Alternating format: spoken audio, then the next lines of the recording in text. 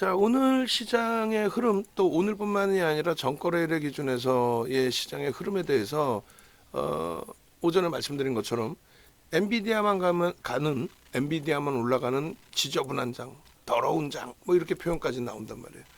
나름대로 자기가 시황을 쓴 것처럼 보도자료 나온 거 기사 내용 떠다가. 근데 지금 엔비디아만 가는 장이 아니라는 거예요. 엔비디아만 가나요? 아니야. 지금 다우지수가 이번 달 기준의 상승률을 많이 빼먹었지만 사상 최대치 고점 찍고 눌린 폭이에요. 근데 무슨 엔비디아만 가? S&P 500 지수 사상 최대치 고점 찍고 눌린 폭 1% 눌렸어. 근데 무슨 뭐 엔비디아만 가요? 나스닥 마찬가지에 사상 최대치 고점 찍고 안 밀리고 있어.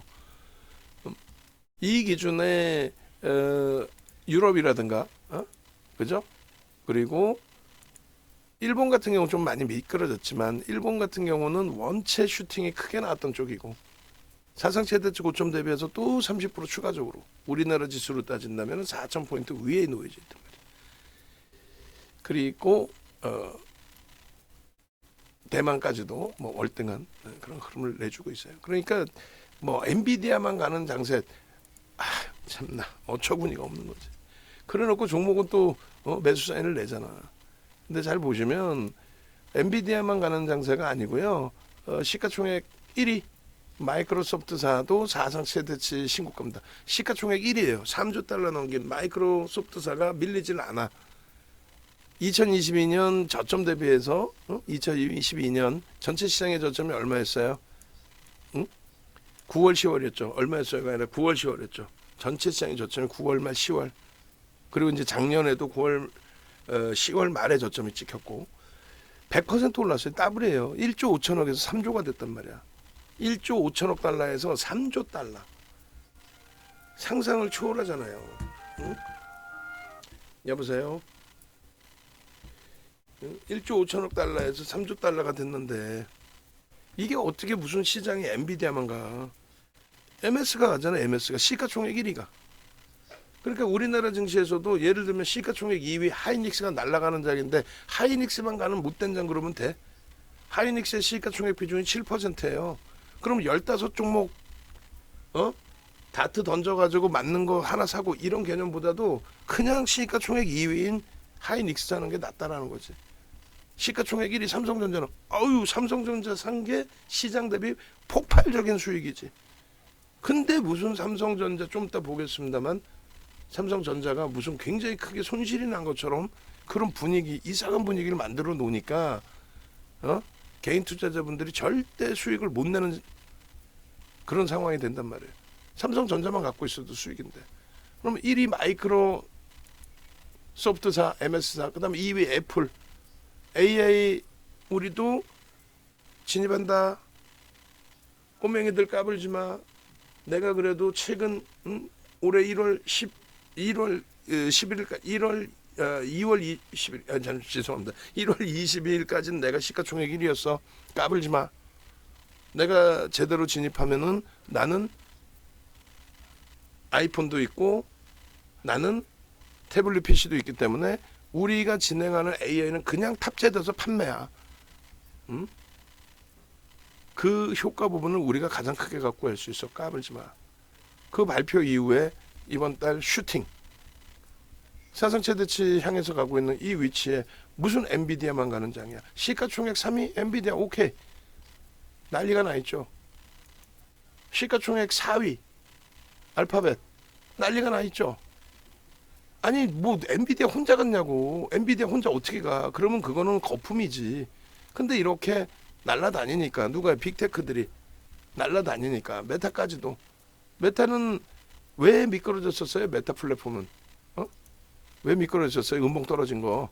실적은 좋은데 AI 산업 기반에 올인하겠다. 돈이 있는 거 다 쏟아붓겠다. 그것에 대해서 실적 발표 나오고 실적은 좋은데 그것에 대해서 미끄러졌지만 윤정도 뭐라 그랬어요? 16% 폭락? 아유, 엔비디아 전날 마이너스 3%, 2%대 3%로 끝났어요. 전혀 문제 없다 그랬죠. 야, AI 집중 투자한다는데 왜 그게 문제가 됩니까? 엔비디아뿐만 아니라 AI 산업 기반 자체가 상상을 초월하는 기준이 됩니다. 이 얼마나 행복합니까? 어? 아무것도 눈에 보여지는 게 없다면 그건 문제가 돼요. 근데 이렇게 보여지잖아. 뭐가?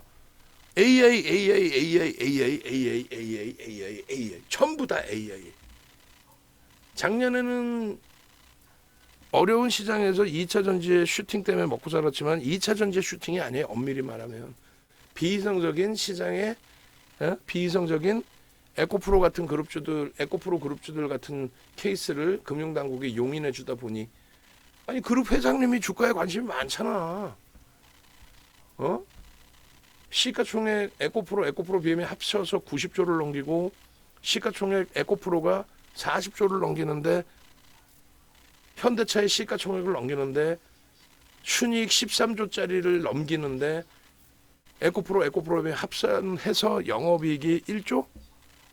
이게 무슨 풀 뜯어먹는 소리예요. 근데 우리는 그것을 알고도 들어가서 수익을 내잖아.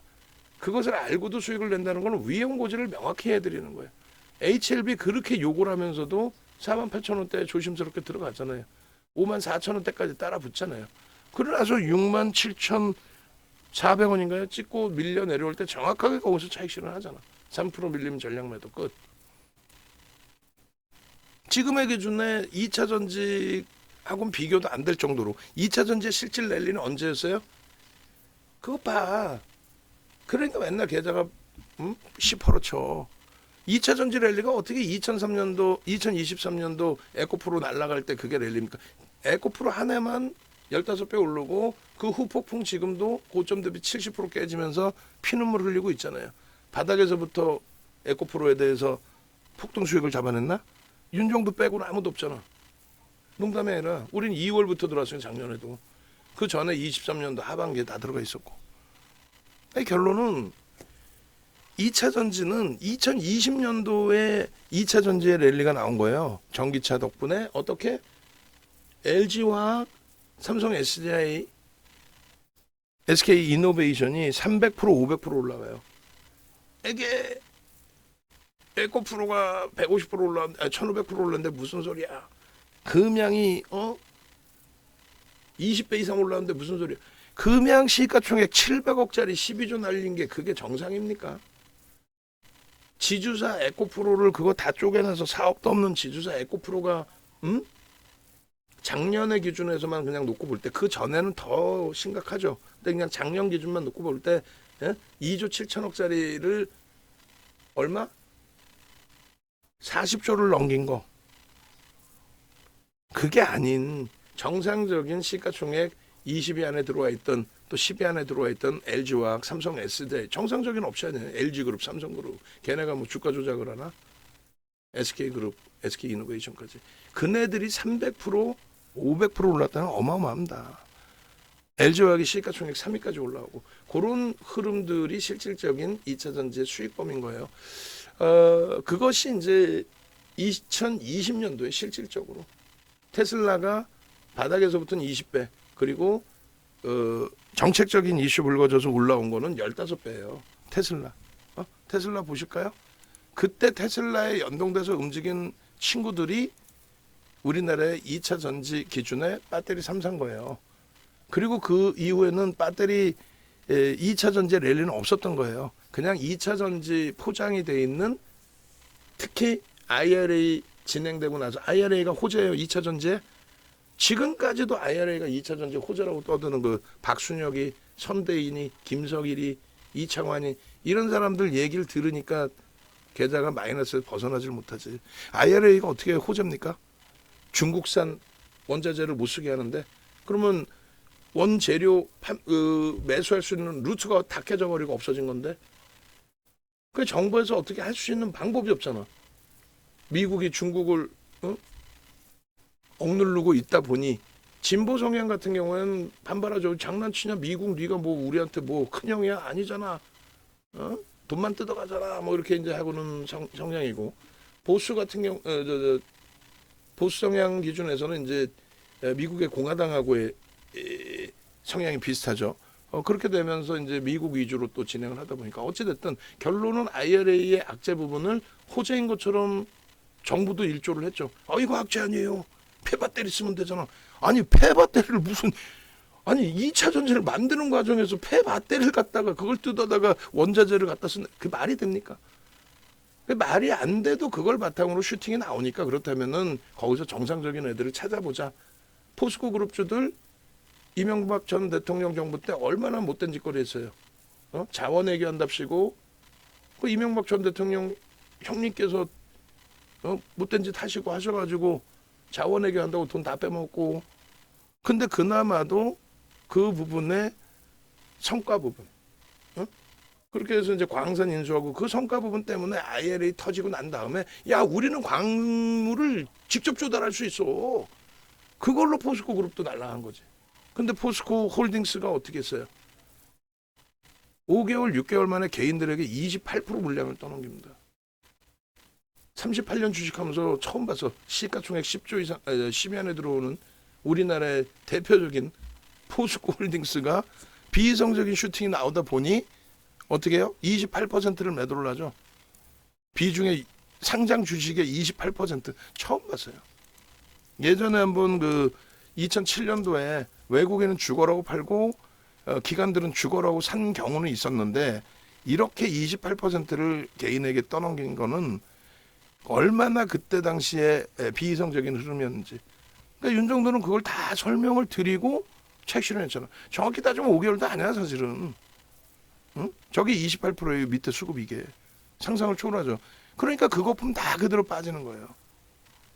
그럼에도 수급에 변화가 없어요. 응? 근데 지금은 어떻게 돼 있어요? AA.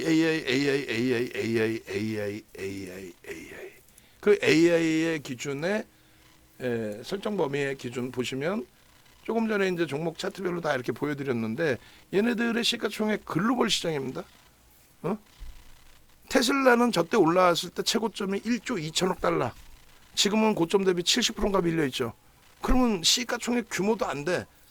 윤정도가 항상 얘기하는 게 뭐예요? 어떤 종목을 보더라도 그 업황을 보더라도 시가총액 규모를 봐야지. 예를 들면 의료종밀 좋아요. 의료종밀이 시장을 이끌었어요. 이 의료종밀 테마했어요. 의료종밀 시가총액 비중이 얼마나 돼? 안 돼. 비금속 광물 시가총액 비중이 얼마나 돼? 안 돼. 1%도 안 돼. 0.5 뭐 이래요. 근데 걔네들이 날아가 봐야 무슨 의미가 있냐고. 테슬라가 한쪽에서 뭐 움직여봐야 그 무슨 의미가 있냐고. 2차 전지 AI하고 비교할 바가 아니라고 그랬죠. 결론은 이렇게 설명하면서 몰빵하는 사람들이 있어. 그것도 안 된다는 거고. 결론은 이렇게 MS사가 시가총액이 1조 5천억 달러에서 3조 달러. 사상 최대치 3조 달러를 넘긴 또 애플이 마찬가지로 2조 달러에 움직이면서 지금 2조 9천억 달러. 엔비디아 작년 1월 달에 시가총액 10위 안에도 없던 미국 시장 기준의 10위 안에도 없던 글로벌 시장에 아예 없었지 10위 안에. 그런 엔비디아가 2조 6천억 달러. 알파벳이 2조 달러를 역시 넘기고 역시 100% 올라온 거예요. 아마존이 2조 달러에 육박하는 1조 8,800억, 1조 9천억까지 올라왔고 메타도 1조 2천억 달러. 그리고 TSMC 대만 업체가 시가총액 1,000조를 넘겨요. 그러면은 1, 2, 3, 4, 6, 7, 9, 7종목이에요.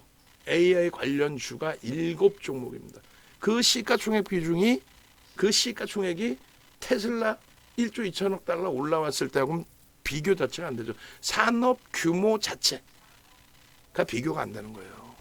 그래서 이게 계속 진행될 수 있을 거냐, 언제까지 진행될 거냐는 저는 단순 논리입니다. 금리를 직접적으로 낮추는 시점까지. 금리 뭐 3월에 내릴 거야, 6월에 내릴 거야, 이번엔 7월에 내릴 거야. 그거는 소수 의견인 거고. 데일리 시황에서 목소리 큰 애들 얘기인 거고. 연준은 단 한 번도 금리를 내린다고 한 적조차가 없다라고 계속해서 말씀드리고 있잖아요. 연준이 언제 금리 내린다고 했어? 단 한 번도 그런 적 없어요.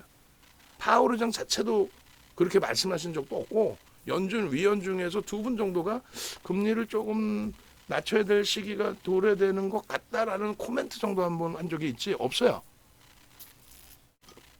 그리고 금리를 낮춘다는 쪽은 왜 금리를 낮춘다는 거야?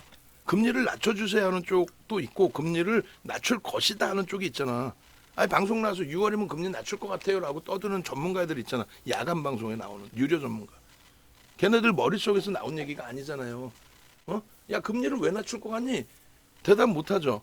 명확하게 작년 4분기에 시장을 그러니까 금리를 가장 빨리 내리겠다 한 쪽이 UBS 쪽이 작년 4분기에 미국 금리 올해 1, 4분기 안으로 금리 내린다. 그것도 급격히 내린다. 그러면 뭐 점쟁이야? 왜 내려? 내리는 이유에 대해 설명을 해야 될 거 아니야. 설명을 합니다. 금리를 미국이 급격히 내릴 수밖에 없는 이유는 지표가 급격히 악화될 거다. 고금리 속에서 기업들이 그냥 무너져 내릴 거다. 그렇기 때문에 절대적으로 금리는 인하할 수밖에 없을 거다. 경기 부양을 할 거다. 이해되세요? 금리를 내린다고 주장하는 쪽 메이저의 주장은 전부 다가, 대부분 다 아니야, 전부 다가 금리를 이때 낮출 겁니다. 왜? 그때는 지표가 굉장히 안 좋을 겁니다. 그것을 좋게 표현을 하면은 경기가 안 좋을 겁니다 이렇게 하는 게 아니라 인플레이션 우려감이 좀 둔화될 거예요 이렇게 표현을 한다고. 그게 아니라 경기가 둔화되고 안 좋아져서 금리를 낮춰가면서 경기를 부양해 준다는 의미로 인식을 하셔야 돼. 그렇게 되는 순간 여기에 놓여져 있는 시가총액 상위 종목에 놓여져 있는 종목군 중에서 7종목이 전부 성장주죠. 성장주는 금리 낮추는 순간 초전박살이에요. 아닌데 다른 사람 분명히 얘기하던데 무슨 소리냐. 금리를 안 낮추면은 이거 기술주들 랠리 나온 거 어떻게 다 거품 깨진다 그러는데 금리 안 낮추면 아니라고. 금리가 고공행진을 하고 있잖아요. 이 금리는 작년 7월에 올려놓은 금리예요. 작년 7월부터 시장 글로벌 증시는 지속적인 폭등 랠리지. 작년 7월 이후에 어디 시장이 조정받은 거 있어요? 고금리 속에서 글로벌 증시가 조정받은 거 있냐고. 나스닥만 놓고 보셔도 작년 7월 이후에 조정이에요? 폭등이지? 작년 7월 이후에? 폭등이잖아. 작년 7월 이후에. 작년 7월 종가로 따져도 그때부터 20% 올랐어요, 시장이. 이 고금리 속에서. 고금리에서는 성장주가 가는 거예요. 고금리에서는 경기가 좋다라는 거잖아. 경기가 좋다는 건 뭐야? 막 슈팅을 하는 거야. 그렇게 해서 고금리 속에서는 비트코인 같은 애들이 가는 거예요. 위험 자산, 투기 자산. 금리를 낮추기 시작함으로써 어떻게 됩니까?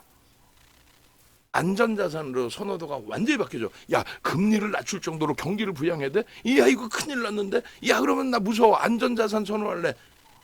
안 밀릴 종목 살래. 밀리더라도 자산 가치가 풍부한 애들 살래. 이해되세요? 그걸 완전히 지금 시장에서 거꾸로.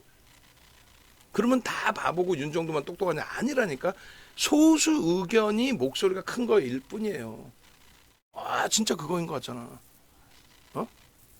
정상적인 얘기 쫙 하다가 하나, 야, 이게 있잖아, 어쩌고저쩌고 우화사 뒤에서 뒷담화를 딱 얘기하는 순간 그게 진짜인 것 같거든. 후진국일수록 정치인들한테 휘둘리는 이유가 그런 거예요. 선진국일수록 투표율이 안 나와. 그건 잘 아시잖아요. 우리나라 같은 경우도 그런 거예요. 그 정치하시는 분들 언론 플레이에 완전히. 저는 아버지가 경상도시란 말이에요. 마산. 어머님이 전라도 영암. 반쪽짜리야. 그리고 87년도에 누님이 대학생이었고 맨날은 아니겠지만 대모하고 다니면서 우리 백규환 선생님, 또 우리 고등학교 담임 선생님이 충청도 공주야. 군생활은 강원도 화천에서 했어요. 최전방에서. 정치에 대한 정체성이 어릴 때 또 일본에서 한 5년 살다 오니까 언론이라는 게 통제가 없잖아요. 거기는. 우리는 그때도 언론 통제가 있었고 이명박 전 대통령 정부에서도 언론 통제 있었어요. 지금도 뭐 언론 통제하는 안에 뭐 말들도 많고. 근데 결론은요. 요즘에도 중립성이 제 딴엔 중립성을 갖고 하는데 중립성이 훼손될까봐 뭐 이러쿵저러쿵 말이 많이 나오면 이제 뭐 한 번 이렇게 보면은 알고리즘 때문에 유튜브 계속 보게 되잖아요. 그러니까 미국장 보고 PPT 작업하고 그러면서 이제 유튜브 막 띄워놓고 방송창도 여러 개 띄울 때도 있어요. 한쪽은 음악 나와 막 그러면서 한쪽은 막 뉴스 떠들어 또 한쪽은 뭐 다른 유튜브가 막 나와 여행 유튜브 나와. 근데 만약에 야당 쪽 내용을 보면은 진보 쪽 내용을 보면 진보만 계속 나와요. 그럼 세뇌가 돼. 그럼 어떻게 하는지 아세요? 농담해라. 그게 세뇌가 되면 그 다음에는 그 다음에는 보수권을 들어가. 그러니까 예를 들어 한번 진보 거 보게 되면 계속 그 나오잖아. MBC 거 뉴스 보면 MBC 거 계속 나와. 그럼 막 세뇌가 돼. 그러다가 이거 좀 아닌 것 같은데. 그럼 TV조선 거 들어가. 농담이야. TV조선 거 들어가. 그럼 TV조선 말이 또 다 맞아. 아이씨, 내가 속고 있구나. 응? 지금 정치 얘기를 하려는 게 아니라 시장 흐름을 판단하실 때 여러분들이 기준점이 있어야지 왜 휘둘리냐고. 그 생각을 가장 크게 한 게 선거 때만 되면 집에 가면은 아버지는 무조건적으로 그냥 한나라당이야. 그냥 우리 이회창 후보님. 근데 어머님 쪽 외가 쪽은 또 무조건 김대중 선생님이야. 근데 충격을 받은 게 대선 딱 결과가 나오는데 그때 당시 이회창 후보께서 얼마 차이 안 난 상태에서 뭐 두 번 다 지셨잖아요. 그리고 우리나라 대통령 선거도 그렇고 미국 쪽도 보면은 거의 대부분 표차 그렇게 크게 안 나고 지잖아요. 그러니까 반반씩 나뉘어져 있는 거냐.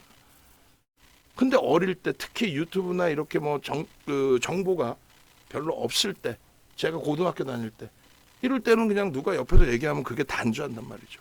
그때 진짜 막 찌라시도 돌았으니까. 응? 누군가 거짓말하면 그게 진짜라고 믿고. 그러니까 정치인들이 아주 못된 짓거리에서 거짓말하고 막 다니고 그걸 믿게 막 하고 잘못을 했는데도 자기는 절대 안 했다고 오리밤 내밀고 법적으로 피해갈 수 있는 거 피해가 버리고. 근데 선거 결과가 나왔는데 야, 이거는 내가 여태까지 속고 살았구나.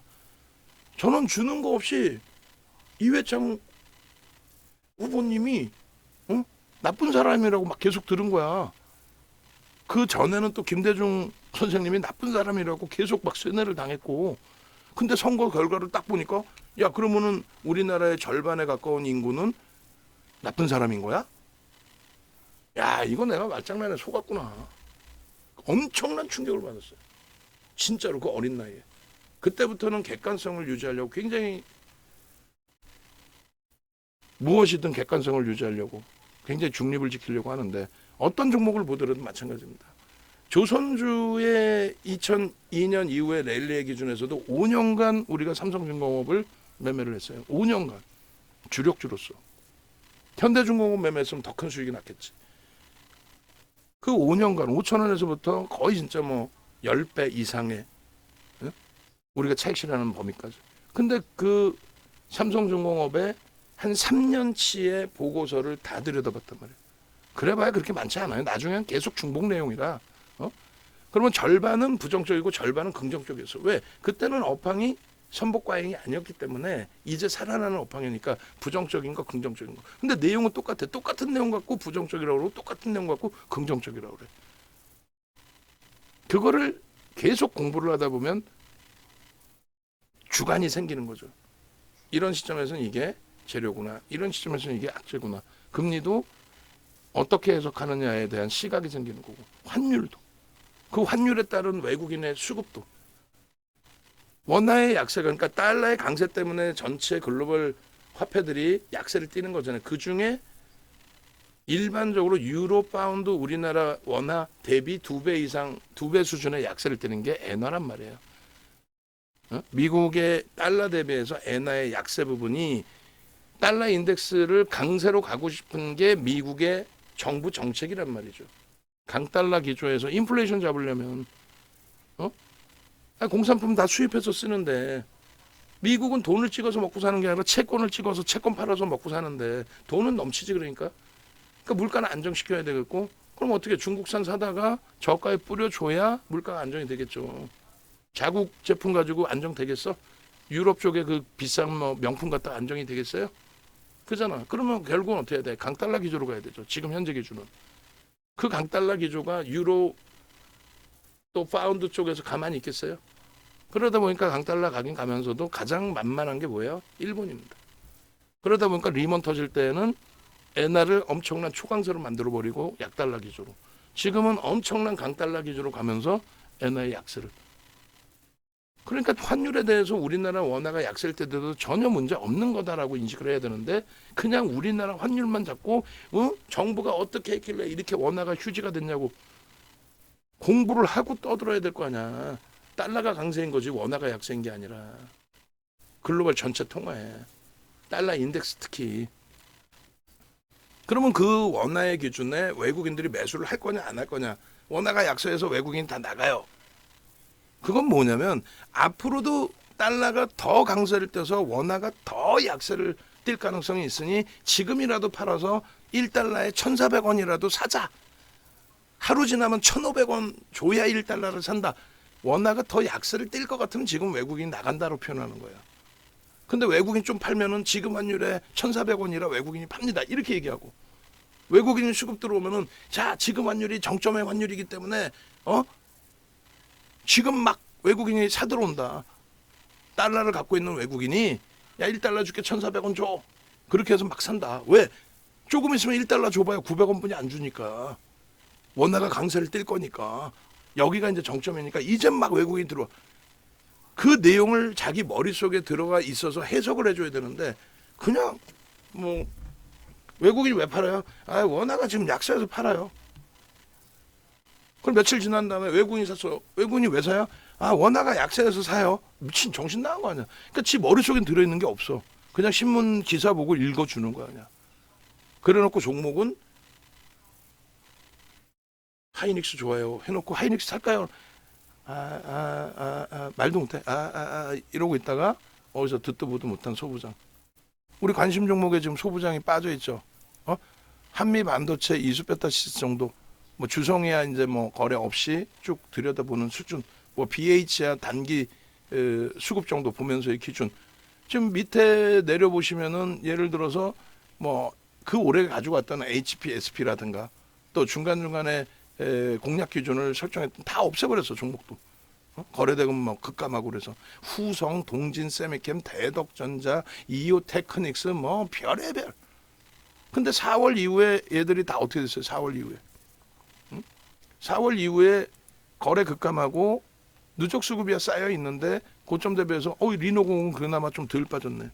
대덕전자는 걔도 좀 덜 빠져 있을 것 같긴 한데 어이구 얘는 얼마 빠진 거예요? 요번 기준에 7%에 17%야. 하여간에 17%네. SFA 반도체도 우리 들어갔어요? 안 들어갔어요? 들어갔죠. 들어갔던 종목이잖아. 고점 찍고 어떻게 했어요? 32%. 들어가서 아니다 싶으면 다 자르고 나와야 됩니다라고 해도 그냥 막연하면 안 된다는 거예요. 옆에서 누가 이 회사 좋아요 보고서가 나와도 여러분들이 마지막 최종 판단에 그게 아닌 것 같으면 아닌 거. 그렇게 기준을 잡아야 된단 말이에요. 그러니까 윤정두가 얘기해서 이 종목은 저평가입니다. 삼성전자 하이닉스는 저평가입니다. 현대차 기아는 상상을 초월한 저평가입니다. KB금융도 저평가입니다. 한국전력도 저평가입니다. 그 기준하고 한미반도체는 저평가는 아닙니다. 근데 매매를 합니다. 우리는 그 기준점을 명확히 잡아야 돼요. HLB 쓰레기인데 거래대금 터지니까 또 정체불명의 매수가 들어오니까 거기서 뭐 단기 매매하려고. 왜? 거래대금 우리나라 2위, 1위, 3위 이런데 거래대금 최상에 있는데 매매 안 해요? 시가총액이 어찌됐건 우리나라 코스닥 시장에 뭐 시가총액 2위, 3위? 근데 매매를 안 해? 그게 더 웃기는 거잖아. 쓸데없는 말씀을 너무 많이 드렸는데 우리 포트폴리오 구성에 있어서 내일이면 이제 이 포트폴리오 구성을 상당 부분을 바꿔드릴 겁니다. 근데 30일 지금 마감 기준에 오늘 뭐 방송국에서 또 넘어오신다고 하니까 빨리빨리 마무리를 칠 건데 6월 포트폴리오에 이제 기준으로 좀 설정을 할게요. 그래서 내일 최종적으로 또 바뀌어놓을 수 있는데 오늘 기준에 20%까지 그 수급을 확대를 시켜놨어요. 하이닉스 단계별로 지금 갑자기 막 줄이는 게 아니죠. 이미 벌써 여러분들께 우리 특히 이제 VVIP 회원님들 포트폴리오 구성하실 때에 4월부터 삼성전자 10%를 편입했고 4월 이후로는 손실이 커요.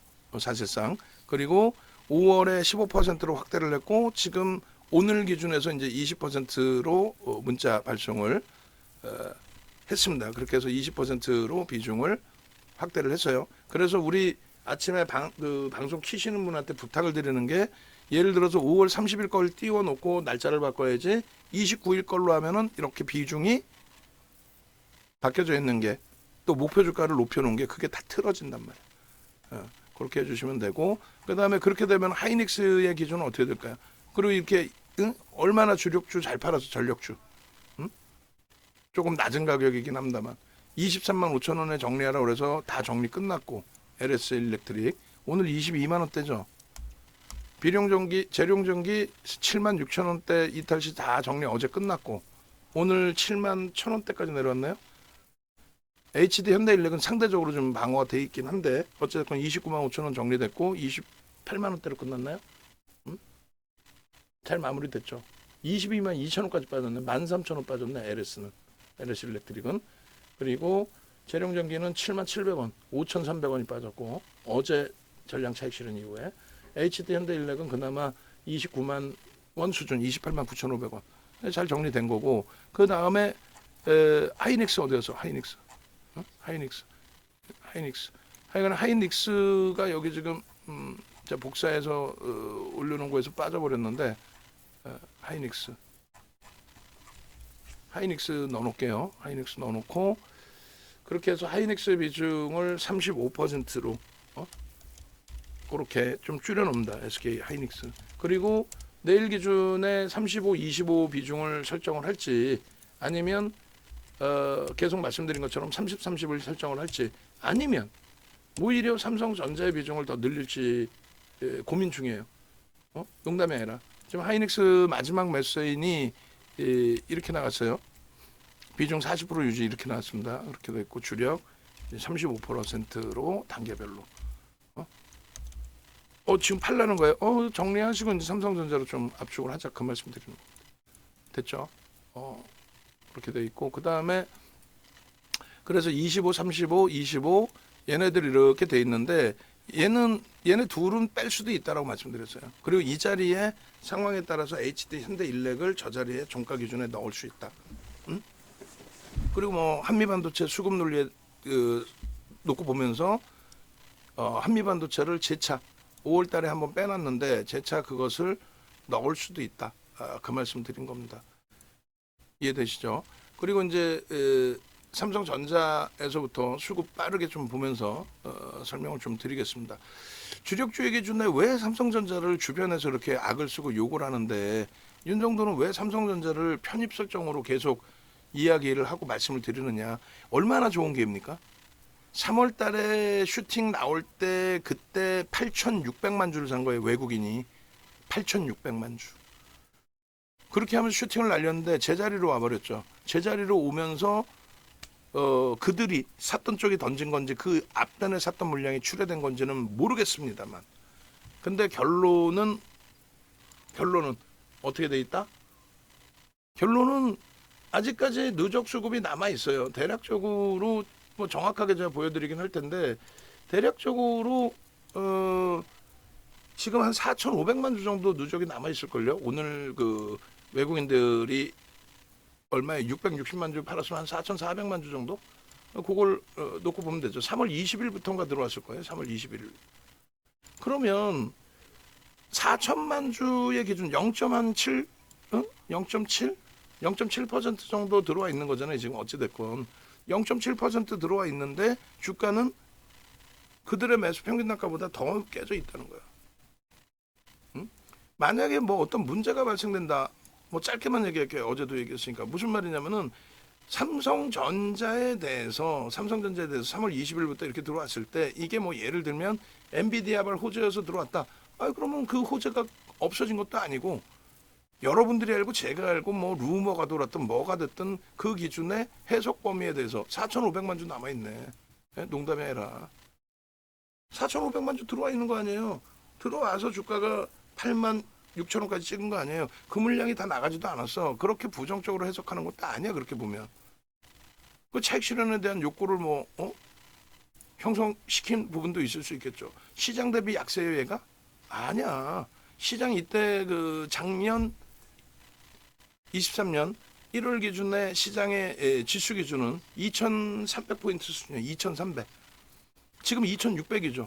그럼 2,630이라고 치면 뭐 얼마 350포인트 올랐다고 쳐도 15%도 안 돼. 삼성전자 시장 대비 2배 올라와 있어. 뭔 소리 하고 있어. 시장 대비 2배 올라와 있다고. 34.986%예요. 이해되세요? 어? 올해 들어서는 전년 말 대비해서 시장 지수가 뭐 거의 똔똔인가요? 작년 말이 얼마였죠? 작년 말 한번 봅시다. 저기 나와 있는 종가 기준에 작년 말 기준에 시장은 2,655포인트예요. 그 2,655포인트 대비해서 20포인트 빠져 있어. 그러니까 1% 작년 말 종가 대비해서. 그 작년 말 종가가 78,500원인데 그럼 5,000원 빠져 있는 거야. 78,500원 대비해서 5,000원. 5,000원이면은 얼마? 68에 48이니까 6% 빠져 있는 거예요. 시장 대비 6%야. 야, 좀 많이 빠졌네. 에? 많이 빠졌어. 굉장히 많이 빠졌습니다. 아주. 23년 대비해서는 빠진 게 아니라는 거지. 여전히 주도력 갖고 있다라는 거지. 그리고 주가는 빠졌는데 바뀐 게 없어요. 예를 들면 지금 삼성전자가 HBM을 엔비디아에 납품하는 거 있어요. 1도 없어요. 특히 이제 엔비디아의 독점력을 가지고 있다 하는 하이닉스의 기준에 HBM의 시장 점유율이 53%라고 표시가 됩니다. 23년 기준에. 저게 24년도 기준에 59%로 증가할 걸로 봐요. 아니 엔비디아 독점 납품이라며. 응? 엔비디아에. 근데 그 내용이 뭐냐면 엔비디아에 지금 쓰고 있는 엔비디아의 GPU에서 고사양 부분이 HBM3 4세대인 거죠. 5세대 이제 납품하겠다는 거잖아. 아직 납품이 안 되고 있어요, 사실은. 그럼 4세대를 쓰고 있어요. 그 부분을 SK 하이닉스 거의 독점적으로 납품을 하고 있다라는 거고, 나머지 HBM 뭐 1세대, 2세대, 3세대 있잖아요. 그런 거는 다른 쪽에서 다 써요. GPU 위에만 들어가는 게 아니란 말이야. 그 시장의 점유율 전체 파이에서 삼성전자 38%를 갖고 있는 거예요. 올해 조금 낮아지고 하이닉스 좀 더 높아질 수 있다. 그 예측 범위까지 다 포함해서 삼성전자의 지금의 주가가 형성돼 있는 거예요. 엔비디아에 납품 못하면은 얘가 뭐 삼성전자 무너지고 끝나고 난리 나고 그 개념이 아니란 말이지. 22년도에 하이닉스가 엔비디아에 HBM 납품하면서 점유율이 좀씩 높아진 거예요. 원체 엔비디아가 많이 갖다 쓰니까 전체 HBM 시장에서의 엔비디아의 차지 비중이 높으니까 GPU 90%인 거고 전체 HBM을 쓰는 거는 엔비디아 이외에도 여러 업체들이 그냥 HBM이라는 거 다른 게 아니야. 뭐 HBM이 무조건 AI 아니 그게 아니고 HBM은 반도체 사양을 더 고사양으로 만들어야 되는데 아직까지 기술력이 제한적이다 보니까 단계별로 이제 상향되고 있지만 그것을 반도체를 수직으로 직렬 고등학교 때 중학교 고등학교 때 남자분들은 조금씩 배우셨을 텐데 그런 거 저희 때만 해도 배웠잖아요. 병렬 직렬 해가지고 건전지 직렬로 넣으면은 더 세지고 병렬은 오래 가고 뭐 그런 개념들 그렇게 해서 지금 속도를 더 빨리 강하게 하는 부분이 직렬로 연결을 해서 가져가는 부분이란 말이에요. 근데 그게 GPU에도 들어가지만 나머지 IT 분야에 다 들어간다 이거지. 기본적인 뭐 서버 운영 쪽에도 들어가고 다 들어가요. 그 점유율은 삼성전자가 38%를 갖고 있다는 거예요. 이번에 엔비디아가 뚫리면 점유율이 조금 삼성전자도 높아질 수는 있겠죠. 그러면 하이닉스가 문제가 되느냐? 아니. 지금 수요가 100이라면 공급은 70도 못하고 있단 말이에요. 내년 거까지 물량 다 지금 오더 끝난 상태예요. 말씀드린 것처럼 금리를 인하해서 경기를 부양해야 될 정도 저는 내년 2분기로 봅니다. 금리 실질 인하를 시기를 대선까지 맞물려 있기 때문에 그 내년 2월로 보고 있는데 내년 2분기로 보고 있는데 내년 2분기까지는 그렇다면은 AI 관련주들의 슈팅은 지속될 수밖에 없다. 자금 지속적으로 들어온다. 시장 지속적으로 넓혀지고 그러다가 금리를 낮추는 순간 금리가 낮아졌으니까 돈 더 빌려다. 그게 아니야. 경기를 부양해야 될 정도로 경기가 둔화되어 있는 거기 때문에 그 다음부터는 투자 못해요. 그때까지의 기준으로 놓고 봤을 때 내년 뭐 빠르면 기준 잡아요. 저는 농담이 아니라. 그래서 내년 상반기 2분기 기준 이전까지는 그러면 1년 정도 남아 있는 거예요. 1년 동안의 랠리의 기준에서는 삼성전자와 엔비디아의 관계가 종속 관계거나 이런 식으로 납품에 명령에 간 거거나 그렇지 않아요. 그래서 그 수요 부분이 내년까지 이제 그 어찌됐건 꽉 차 있는데, GPU에 대해서 수요가 꽉 차 있는데 그 부분을 삼성전자가 엔비디아하고 결국은 안 맞아서 납품을 안 한다 할지라도, 못 한다가 아니야, 안 한다 할지라도 삼성전자는 지금의 기준에서도 이 시가총액 유지하고도 넘친다는 거지. 지금의 실적만 가지고도. 근데 지금 엔비디아의 GPU HBM 5세대를 납품한다. 개풀 그게 아니야. 엔비디아 입장에서 반도체면 반도체의 기준, 하이닉스에만 의존할 수 없다라는 거죠. 그러니까 마이크론 테크놀로지사의 물량도 받으려고 하는 거고, 삼성전자의 물량도 제발 좀 나한테 납품 좀 해줘 하는 거고, 일본 같은 경우도 납품을 하려고 노력을 하고 있는 거, 그걸 받으려고 하는 거예요. 이게 그냥 수요는 별로 없는데 고사양이야, 고마진이야. 그래서 야, 뭐 니네도 한번 팔아볼래? 니네 것도 써줄까? 이런 개념이 아니라 수요가 100인데 지금 70도 못 맞추고 50 정도 맞추고 있으니 야 빨리빨리 물량 좀 더 줘봐, 더 찍게. 그렇게 해서의 반도체의 기준과, 두 번째 기준은 더 중요한 거 TSMC의 기준이죠. 조립 생산 부분을 TSMC가 하잖아. 설계는 엔비디아가 해. 설계는. 나머지 조립 생산 다 제품 완제품 만드는 건 TSMC가 해요. 그 TSMC가 하이닉스 HBM을 갖다 쓰는 거예요. 자기들 마음대로 뭐 삼성전자 아니야. 엔비디아 입맛에 맞게 엔비디아가 설계를 한 거기 때문에 이 부품을 써 이렇게 되는 거지. 근데 TSMC가 중국이 무슨 대만을 가둬놓고 막 윽박지르고 있질 않나, 지진 나가지고 공장이 잠시 멈출 수도 있는 상황이고, 그렇게 해서 2분기 TSMC 실적에 대해서 둔화될 수 있다, 둔화된다라고 발표를 했고, 그러니 엔비디아 입장에서는 짜증스러운 거죠. 여러 군데에서 조립 생산을 해야 되는데 TSMC가 너무 독점적인 위치를 갖고 있어. 끌려갈 수밖에 없어, 엔비디아조차도. 그런데 삼성전자가 어찌됐건 파운드리 시장 기준에 세계 2위잖아요. 물량을 안 줘서 그렇지 TSMC가 독점력을 가져가니까 삼성전자하고 시가총액 비슷했는데 삼성전자에 지금 더블 이상, 2배 이상으로 올라가 있는 거 아니에요. 그러면 엔비디아가 물량을 쪼개서 나눠주는 게 아니라, 얘기했잖아요. TSMC 거 있고 그 다음에 더 찍어야 되는데 삼성도 찍을 수 있다면 니들 이것까지 우리 찍어줘. 이해되세요? 통합 방식으로 뭐 하이닉스 HBM처럼 만들지 않으면 납품 안 받을 거야. 그럼 뭐 소설을 쓰는 애들 얘기 듣지 마시고, 지금 중요한 게 뭐야? 엔비디아 입장에서 반도체만을 원해요 지금? 아니라니까. TSMC의 대항마를 원하는 거야. 그래 삼성전자는요, 엔비디아만 있나? AMD는 없어? 인텔은 없어? 대항마들이 지금 움직이잖아요. 근데 AMD가 그래서 폭등이 나왔다가 점유율 보니까 아직 제한적이고, 그것을 써주는 쪽, 메이저 쪽, 그러니까 MS, 또 알파벳, 아마존, 메타, 우리나라로 따지면 네이버, 카카오, 이런 쪽이 아직까지는 여전히 GPU 구동에 있어서 엔비디아 GPU를 선호를 하다 보니, 이해되세요? 그러다 보니 점유율이 지금 아직 더디게 형성돼 있는데 진입장벽이 그렇게까지 높지는 않아요. 그러니까 22년도에 GPU 생산 시작하고 나서 23년도에 본격적으로 생산한 거고, 이제 24년도인 거예요. 진입장벽이 그렇게 높은 게 아니란 말이야. 반도체 업체 3개 있는데 거기에 1, 2, 2위, 3위는 정해져 있고, 삼성전자, 하이닉스, 마이크론 테크놀로지사. 그 다음에 TSMC처럼의 위탁 생산을 하는 쪽이 어디? 삼성전자가 형성돼 있고, 뭐 하이닉스도 할 수 있겠지만, 그리고 설계 부분이 엔비디아만 할 수 있나? 아니지. AMD나 인텔도 할 수 있고. 그게 이제 2022년부터 촉박했기 때문에 엔비디아가 독점력이 있는 거지. 이거는 서서히 이제 쪼개질 수 있다. 쪼개진다. 그런 쪽 해석을 하는 거예요.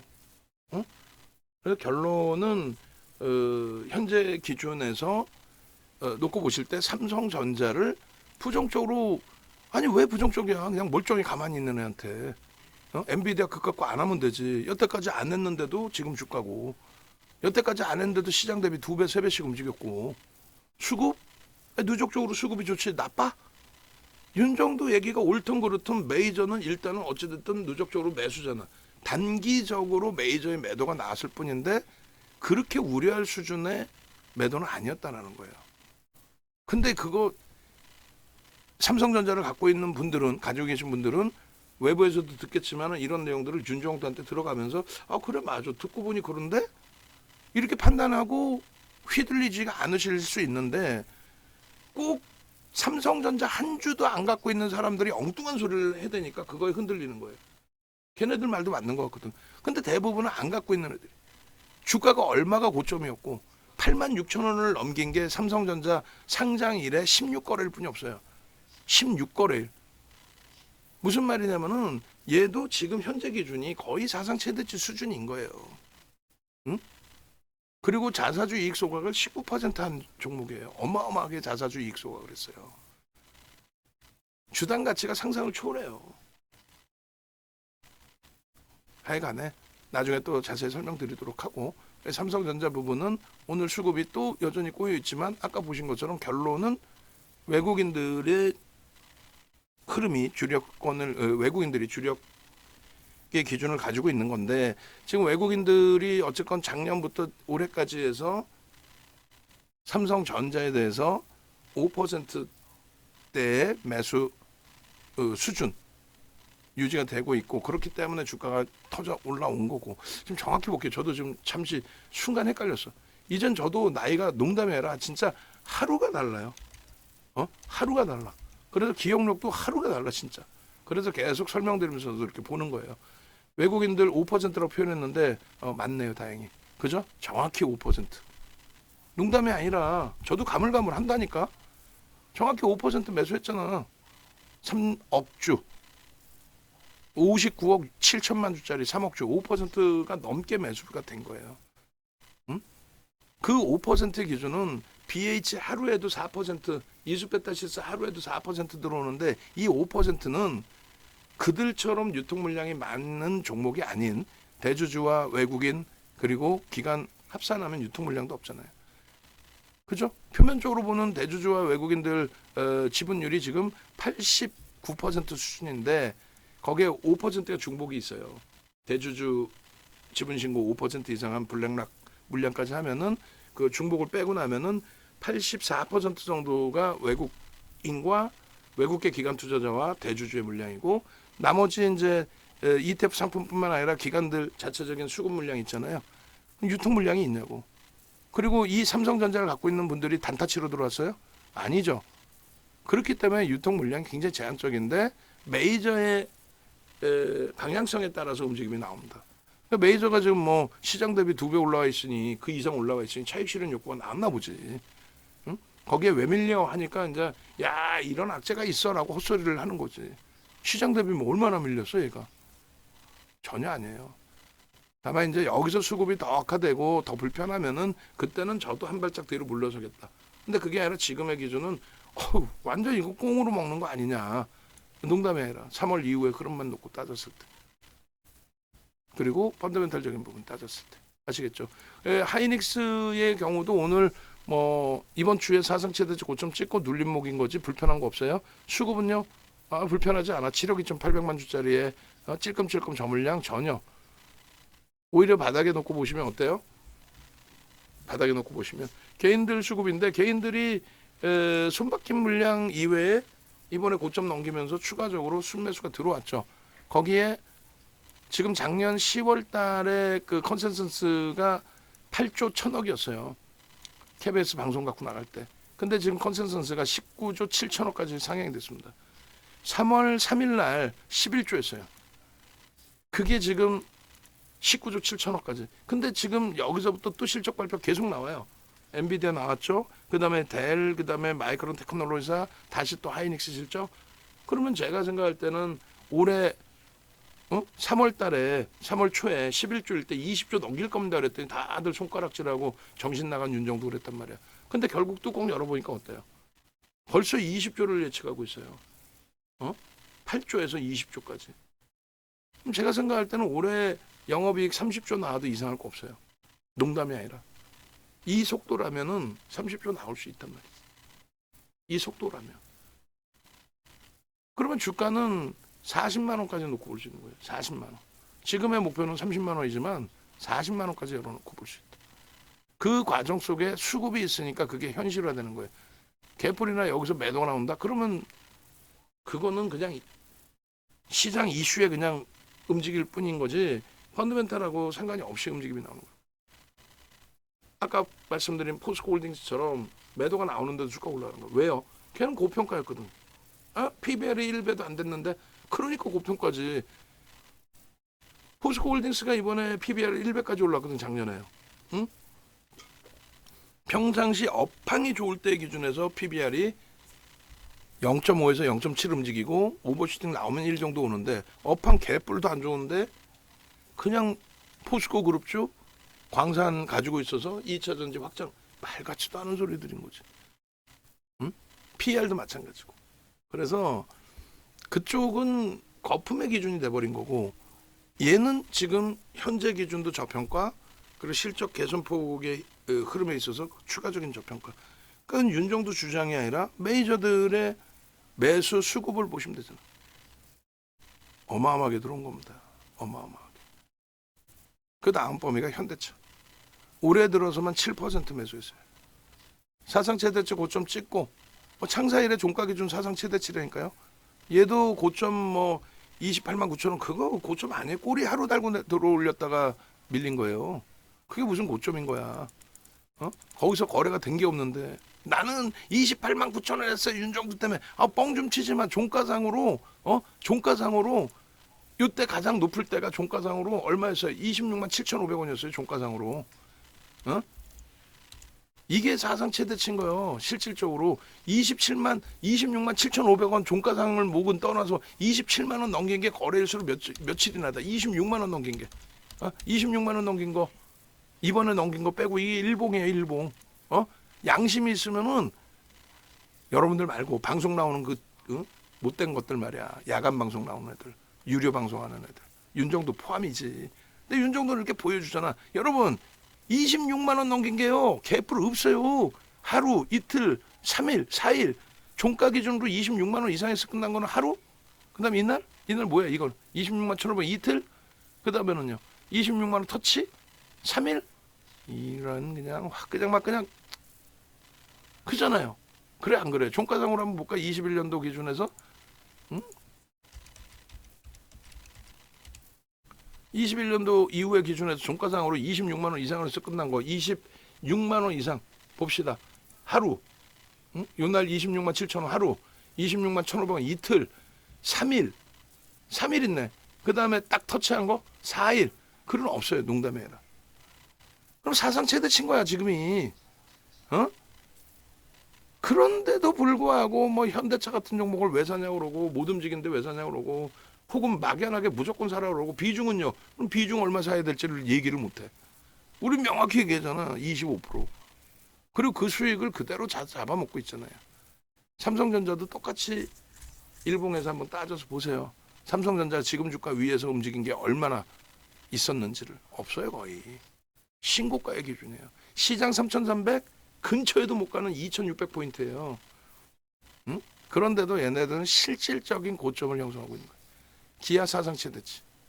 눌려줘? 땡큐지. 저 수급 보세요 저거. 저 어마어마한 수급을. 땡큐지. KB금융 마찬가지로. 고금리에서 금융지수가 못 간다? 말도 안 되는 거예요. 얘를 저 PBR 밸류 프로그램 그렇게 보시면 안 돼. 금융주들의 경우는 고금리에서의 고공행진은 역사적으로 지속돼 왔다. 한국전력 마찬가지. 전기요금 인상시키면서 실적 개선 폭의 기준에서는 2만 원에서 6만 원 올라간 거. 이거 박근혜 전 대통령 정부에서 전기요금 올리면서 그냥 다이렉트로 6만 원 건 거 이 무거운 거야. 시장이 무조건 이때 무조건 날라간다. 그것도 아니에요 사실은. 시장 무조건 날라갔어? 아니라고. 그래서 그러한 부분들까지 다 감안해서 주력주 포트의 기준을 설정을 잡는 겁니다. 하나 에어로스페이스도 버릴 종목이 아니에요. 거래가 둔화돼 있고 정점에서 쉬어가니까 그렇다면 일단은 한 발짝 빼놓자. 있는 물량 유지하면서 대처하자. 다만 포트폴리오 비중에서는 조금 빼놓을 겁니다. 라고 설정한 거예요. 이번에 움직임이 나왔는데 안 따라붙은 거는 왜 그랬어요? 거래가 실리지 않는 흐름이었기 때문에. 차익 실현 안 한 거는요. 누적적인 수급과 또 추이 추세는 고점을 또 돌파하리라고 보고 있기 때문에 충분히 기간 조정, 가격 조정 거쳤다고 보기 때문에. 한미반도체 오늘 개인들이 5만 9천 주나 샀어요. 외국인이 4만 2천 주나 팔았어요. 그 보도자를 하나 보는 거잖아요. 그러지 말라 그랬죠. 누적적으로 보니까 최근 3거래일 동안에 개선돼 있었다. 위로 막 치고 올라가서 좀 따라붙는 게 좀 불편했는데 지금은 꾹 눌려줘서 땡큐하다. 이 상태에서 만약에 진짜 미국장이 지금 선물의 흐름처럼 약세로 끝난다면, 그래서 한 단계 또 우리나라도 또 눌림목이 나온다면 그때 수급 보고 들여다볼 수 있겠다. 과도하면은 차익 실현하면 되죠. 최고점에서 산 물량 손절해야지. 얘 수익 범위가 얼만데. 불과 2주 3주 전에도 14만 원, 13만 원대 그 라인에서 또 다 잡아냈던 종목인데. 오늘도 외국인이 팔아서 밀렸어요. 뭔 소리 하고 있는 거야. 외국인 50만 주 정도 수준의 매도, 프로그램이 대부분이 외국인이 쓰는 거예요. 매수 45만 6천 주, 프로그램 이외의 수급까지 매수. 기간? 판 거 7만 주, 산 거 6만 주. 근데 얘들이 한 명이 아니잖아요. 매도한 기간, 매수한 기간. 다 다르단 말이야. 손바뀜이라는 거예요. 이 가격에서 매수하는 쪽이 있는 거고, 외국인도 한 명이야? 아니죠. 손바뀜이 이 가격에 있는 거고. 그래서 그 거래가 왕창 실려 있어야 되고, 눌릴 때는 좀 거래가 제한적이어야 되고. 그래서 한미반도체도 매우 긍정적으로 해석할 수 있어요. BH 같은 경우에는 어때요? 매수매도 손바뀜 그 흐름 속에서 순매수 기준 기간. 외국 그 기간 투자자 보면은 매도가 없어요. 18,000주 매도야. 그리고 매수가 24만 주인데 한 명이 샀냐고. 한 군데서 샀어? 근데 방송 보면 단 한마디도 안 하죠. 그냥 기간이 사서 올랐어 이렇게만 얘기해. 그러면 안 돼. 연기금도 사고. 그리고 변동성 매매 기준이 잡히는 사모도 사고, 사모펀드도, 투신도 사고, 보험도 사고. 얼마나 훌륭한 매수예요 이게. 농담이 아니라. 외국인은 이제 팔고 나갔어요. 끝난 거야. 판 애들은. 팔았는데 더 세네. 다시 살 수도 있는 거고. 수익 확정 졌는데 환매가 없으니까 나 또 사야 되는데 뭘 사지? BH 보니까 기간이 오늘 되게 많이 샀네. 그럼 나도 또 사야겠다. 농담이 아니라. 응? 한쪽에 집중돼 있으면은 그들이 팔아버리면은 대처가 안 돼요. 그런데 굉장히 시각이 다채롭게 형성돼 있는 거죠. 긍정적으로. 얘는 주봉 월봉상으로 5월 양봉의 크기가 50% 움직였지만 이게 뭐 시장에서 50%가 뭐 실리콘 퉁구처럼 검색엔 튀어나오고 단기적으로 200% 가까이 올라왔는데 내용이 없는 쪽보다는 내용이 없진 않지 걔도 수급 뭐 들어왔고. 근데 BH도 만만치 않은 수급, 손바뀜 수급까지 9% 이상 그렇게 들어오면서 제한적으로 좋기 때문에 지금 오버슈팅이 나오질 않았어요. 그러니까 이번 주 쉬고 다음 주에 날아갈 수도 있고 내일 한 단계 더 올라가더라도 이상할 게 없고 시가총액 1조 넘기면 5%까지 비중 확대할 겁니다. LG전자도 뭐 과도하죠. 근데 과도한 건 알겠는데 있는 물량 갖고 있다가 그러면은 다시 올라오면 그때 차익 실현하면 되고, 그리고 신규 편입은 거래가 안 실리면 얘를 중기 장기적으로 보진 않겠다. 회사는 좋아. 근데 메이저가 인정 안 하고 거래가 없으면 의미가 없죠. 이수페타시스도 결국은 보니 외국인은 매도인데 기관은 샀어. 손바뀜이 좀 많이 있었겠죠. 그래서 고점 대비 11%나 밀려 있는데 고점에서 밀렸을 때 3% 밀릴 때 차익 실현 안 했단 말이에요. 못했다고 할 수도 있고, 우리는 그러면 유지하고 대처하겠다. 뭐 최악의 경우는 얘도 정리할 수도 있겠죠. 시장 상황이나 얘 수급이 꼬인다거나 그러면. 근데 지금은 뭐 그렇지 않기 때문에 긍정적으로. 그다음에 알테오제는 이제 내일 이후에도 좀 볼 겁니다. 손바뀜이 뚜렷한데 HD 현대일렉은 손바뀜 속에서 위로 갔고 얘는 눌림을 받았단 말이에요. 문제가 될 만큼 또 조정받은 건 아니에요. 그러니까 내일 패시브 자금 들어올 때 액티브 쪽에서 어느 가격에 던지는지 그걸 한번 보면 될 것 같고, 그리고 그 패시브 자금이 예전에는 MSCI 지수 편입됐을 때 뭐 이렇게 해서 물량이 넘겨지고 나면은 대부분이 그 패시브 자금이 산 물량에 대해서는 대차를 해줍니다. 그 대차를 받아서 공매를 때려요. 그런 수순이었는데 지금 공매도가 금지되어 있는 상태니까 일단은 물량에 대한 부담 요인은 제한적이고, 거기에 이제 액티브 쪽 물량을 던져놓고 현금 여력이 생기죠. 편입 들어올 수도 있어요. 그리고 이제 기간 쪽에 매도가 지금 간헐적으로 나왔는데 기간 쪽에 매수가 들어올 가능성이 있습니다. 왜요? 에코프로 BM과 HLB가 거래소 이전 상장하면 시가총액 비중이 높아져요. 그러면 인덱스 상품에서 그 비중만큼 들어와야 되죠. 뭐 고수고.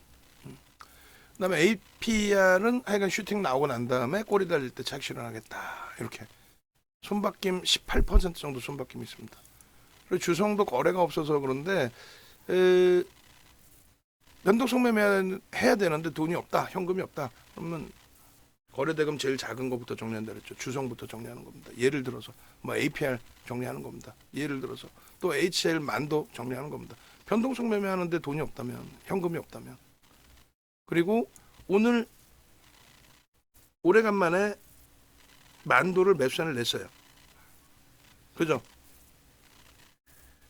5월 27일에도 매수세는 안 냈어요. 5월 27일 날에는 거래대금이 뭐 기껏 해봐야 1,300억 분이 안 돼서 안 냈습니다. 이게 오늘은 더 적은데 왜 내? 그날은 거래대금이 만도가 제한적이었고 제한적이라고 할 수 있을 만큼 우리 종목군들이 거래가 터지고 양봉이었기 때문에 그 기준에서 매매 기준을 설정해도 됐단 말이에요. 월요일날 같은 경우 HD 현대일렉이나 또 한미반도체나 거래 터지고 양봉이었잖아요. 응? 그죠? 근데 지금은 그래서 그 거래 터지고 양봉인 순위에 밀려 있는데 오늘의 경우는 거래는 제한적이지만은 손바뀜 수급이 눈에 띄었고 응? CT는 사는데 다른 쪽은 매도를 해. 근데 CT는 그냥 내리 사고 있어. 응? 거래가 제한적이기 때문에 5월 27일 날에 고점 43,950원을 슈팅으로 뚫고 올라간다고 해도 거래가 제한적이기 때문에 변동률은 좀 제한적일 것이다 했는데 어찌됐건 뭐 주간 단위에 오늘 기준이 부담된다라고 한다면 그러니까 지금 주봉 단위에서의 크기가 더 확장되는 게 그러면 다음 주에 이만한 크기 하나 더 기대해 볼 수 있는 거죠. 쉬어가? 쉬어가면은 뭐 같이 쉬어가면 되지. 그러니까 누적적인 수급 범위가 한 5% 정도 들어와 있어요. 오늘 것까지 하면은 뭐 그 이상이죠. 근데 이제 손바뀜까지 있으니까 5% 이상 월등히 들어와 있는 거예요. 그러니까 주가가 그만큼 올라와 있는 거고. 그 이제 매수 평균 단가 대비 프리미엄이 그렇게 높지는 않아요. 목표 주가 그래서 5만 원 설정 범위를 열어두는 건데 오늘은 특이한 케이스로 매수가 나간 거죠. 그러니까 전체 시장에 거래가 없고 얘도 거래가 없고. 근데 얘는 이제 수급이 들어와 있는 게 추정이 되고 있었고. 결론은 주봉상의 위치로나 월봉상의 위치로나 새롭게 6월이 형성되니까 월봉의 기준에서도 충분히 긍정적으로 주봉의 기준에서도 충분히 긍정적으로 내일 당장 뭐 슈팅이 나올 수도 있어요. 그죠? 내일 당장 갭 상승에 거래 터지고 움직여주면 슈팅이지 뭐. 그런 맥락에서 해석을 해서 들여다볼 수 있다. 그렇게 말씀드립니다. 나머지 이제 뭐 대주전자재료라든가 이런 쪽의 수급이 오늘 하루에 1.5% 들어왔는데 내일 또 들어올 거냐에 대해서는 누구도 알 수 없어요. 다만 이제 오늘 수급이 들어오면서 앞전 고점을 넘겼기 때문에 이 고점 넘긴 거에 대해서는 신뢰도를 부여할 수 있다. 여기서 질질질질 흘러내려가서 뭐 예를 들면은 뭐 그 앞전에 3월 수급 들어왔는데 4월까지 밀려 내려갔었다. 그럼 저런 데서 살 수는 있는데 거래 대금이 없기 때문에 이런 종목 많아요. 무지 많아요. 이오테크닉스도 고점 대비 지금 30% 밀렸죠. 근데 누적 수급은 형성돼 있단 말이야. 근데 언제 슈팅을 줄 수 있을 만큼의 매수 강도가 언제 살아날지는 알 수가 없어요. 최근에 하이닉스 신고가 나와도 못 갔잖아. 거래 대금도 없고. 그래서 얘도 내일부터 눌려서 질질질질 흘러내린다고 해서 들어가기에는 벅차다. 우리하고 안 맞다. 이건 개별 매매다. 거래 터지는 날 오늘 일찍 따라붙었다면 오늘 단기 공략하는 정도 수준. 그리고 전체 시장이 괜찮고 지속적으로 수급이 들어오는데 근데 주가가 눌려 있어. 뭐 예를 든다면 이런 식으로 수급 들어왔죠. 앞전 고점 뚫을 수 있는 위치잖아. 근데 주가가 눌렸어. 시장 영향이든 자체 영향이든. 그럴 때는 한번 고민해 보지. 야 이거 분명히 슈팅 나올 건데 고점 넘길 건데 사내들이 그냥 바본가? 아닐 텐데 뭐 그런 기준. 그래서 쉽지는 않습니다. 거래 대금이 없는 종목 들어간다라는 거는 우리 종목에서는 지금 주성, HL 만도, BH가 거기에 속해 있는 거예요. 누적 수급도 좋고 다 좋은데 거래가 없다. 윗방향 슈팅을 주지는 않고 있다. 그 정도. 그렇게 하고 나머지 이제 뭐 HD 현대 일렉트릭이라든가 얘도 결코 나쁘지 않죠. 신고가 내준 게 수급이 들어오면서고 내일 이후에 이제 MSCI 지수 편입 이후에 흐름이 어떻게 될지. 그다음에 LS 일렉트릭도 사상 최대치 고점 찍고 눌림이에요. 근데 이제 여기는 그룹사의 흐름까지 형성되면서의 흐름이었고, 예, 지금 마무리하고 바로 넘어가겠습니다. 예, 제가 지금 방송 마무리하겠습니다. 예, 죄송합니다. 그래서 일단은 LS 일렉트릭의 경우는 LS 그룹주들의 연동폭이 있었고 가벼움이 있는데 얘만 가볍다 그게 아니에요. 상승률은 HD 현대일렉이 더 높아. 올해 들어서의 상승률 264%고요. LS 일렉트릭이 올해 들어서의 상승률이 251%야. 누가 더 높아? HD 현대일렉이 높아. 그런데 얘가 더 가볍게 느껴질 뿐이지. 그리고 지난주에 슈팅이 나와서 그래요. 2주 연속. HD 현대일렉도 결코 나쁘지 않았고 우리가 얘가 먼저 슈팅이 나올 줄 알고 여기서부터 들어간 거죠. 5월 10일 5월 주간부터. 결국은 예측 범위 해드린 것처럼 팍스인제 TV에서도 그렇고 우리 자체적인 방송이나 매수 사인에서도 그렇고 5월 달에 가장 강력하게 매수 사인을 드린 게 얘예요. 사실 주력주 빼고는. 최근에 한미 반도체가 강하게 나온 거고 5월 초중순에 한미 반도체보다 더 세게 나간 게 얘죠. 그죠? LS하고 병행을 하면서. 그래서 그 결과물이 20% 금요일과 월요일 이틀 만에 20%의 슈팅이 나온 거고 그 수익 범위들을 오롯이 다 가져가신 거고 어제 기가 막히게 전략 매도 다 해드린 거고 아쉽게도 이제 메타방만 비중이 뭐 100%이다 보니까 그 비중에서 전략 부분이 약간 엇박자가 났는데 이런 종목은 뭐 얼마든지 나옵니다. 하나 에어로스페이스, 뭐 LS 일렉트릭, 또 HLB, 한미 반도체 10조 이상짜리에서 충분히 나옵니다. 그렇게 놓고 보시고 요 정도 범위면은 뭐 나쁘지 않아요. 뭐 재령전기 이런 쪽도 시가총액이 1조 수준이기 때문에 무리수 두지는 않을 거고요. 대한전선도 마찬가지. 그래서 HD 현대 일렉을 우선순위로 그 다음에 LS 일렉트릭을 놓고 보는 그런 그 기준이면 뭐 무난하다. 그리고 HD 현대 일렉트릭도 일단은 뭐 공식 차익 실현 이후에 적절하게 눌려져 있고 그리고 이제 메타방에서 정리한 가격 대비해서 그렇게 뭐 크게 올라와 있는 것도 아니고 그래서 내일 이후에 수급 범위 보고 대처하면 크게 무리는 없을 거예요. MSCI 그 편입 손바뀜 그 흐름이 어느 정도 추세로 형성이 될런지에 대해서 외부에 계신 분들은 외부에 계신 분들은 네이버에서 윤정도 검색하셔서 유튜브 찾아오세요. 유튜브 찾아오시고 유튜브 찾아오시면은 이렇게 나와 있습니다. 이렇게. 이거 홈페이지고 유튜브 찾아오시면 유튜브에서도 윤정도 이름 검색하시면 되고 이렇게 나와 있어요. 뭐가?